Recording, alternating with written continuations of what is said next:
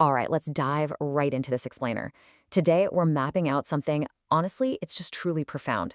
We are looking at the emotional architecture of a goodbye that completely defies everything we know about modern heartbreak. Usually, when someone disappears, we call it ghosting, right? It's abrupt, it's careless, and it's empty.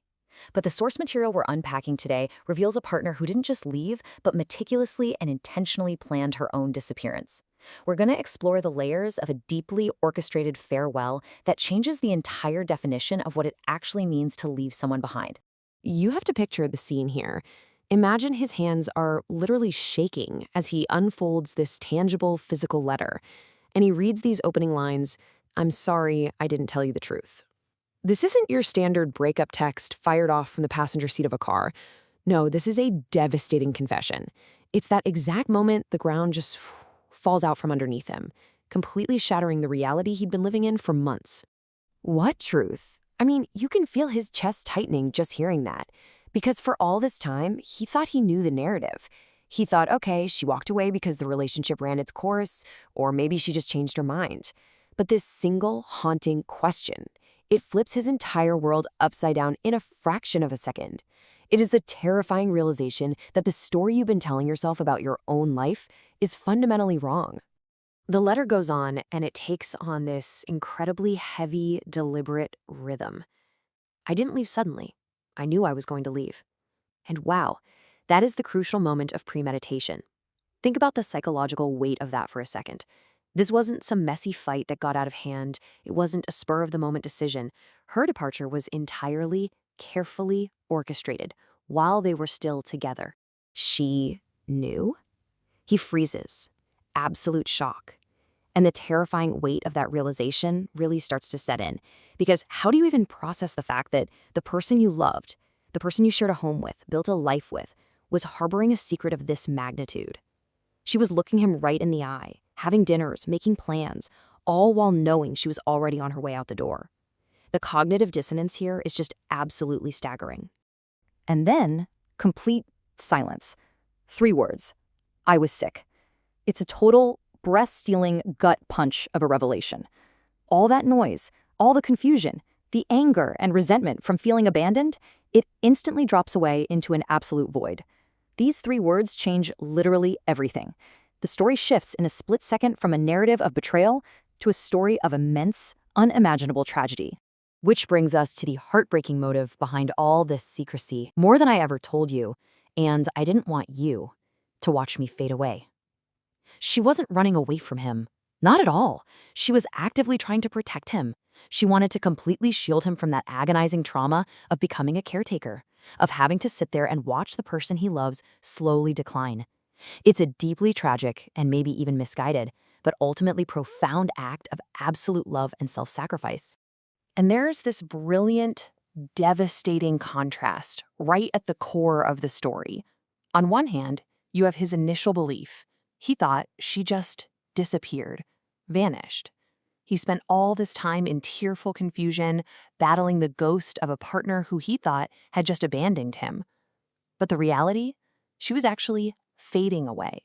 She took that ultimate burden entirely onto herself, suffering in total silence, specifically so he wouldn't have to carry that weight.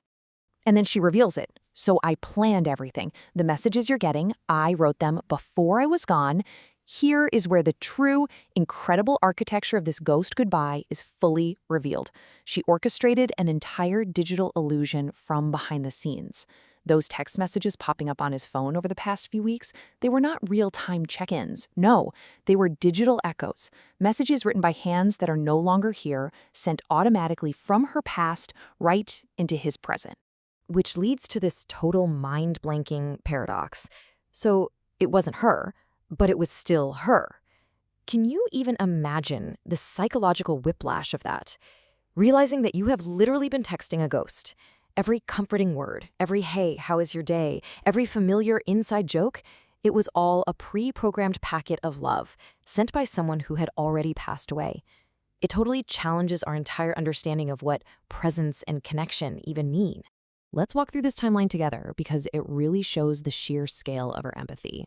Months before, while secretly battling her illness, she sits down and writes out these messages. Then, Day 0, she passes away. In the days and weeks after, those scheduled messages start to arrive, creating this illusion of a soft, gradual exit. And years ahead, he's learning to live without her. Her texts were designed specifically so he wouldn't feel the sudden, violent vacuum of her death. She was literally slowly weaning him off of her presence. And then we hit the emotional peak. I loved you too much to let you see me break. This is the exact moment he drops onto the park bench, physically holding the letter against his chest like it's her. Suddenly, his whole perspective shifts. Every single automated message he'd received wasn't a breadcrumb leading back to a rekindled relationship. Not at all. It was a meticulously drawn out, agonizingly beautiful goodbye. She broke her own heart in isolation just to save his. But there was one last thing written at the very end. The meticulously planned goodbye wasn't quite finished yet. Just when he and we think we finally understand the full scope of this architecture, the letter pivots. The breath literally catches in his throat, and she leaves us on an absolute razor's edge. She writes, "One final message, still waiting for you." An ultimate cliffhanger. Out of all those scheduled echoes, out of all the pre-written texts meant to soften his grief, there is one singular, culminating piece of this puzzle that hasn't been delivered yet. The final shoe, just waiting to drop. It's like the entire world just fades away.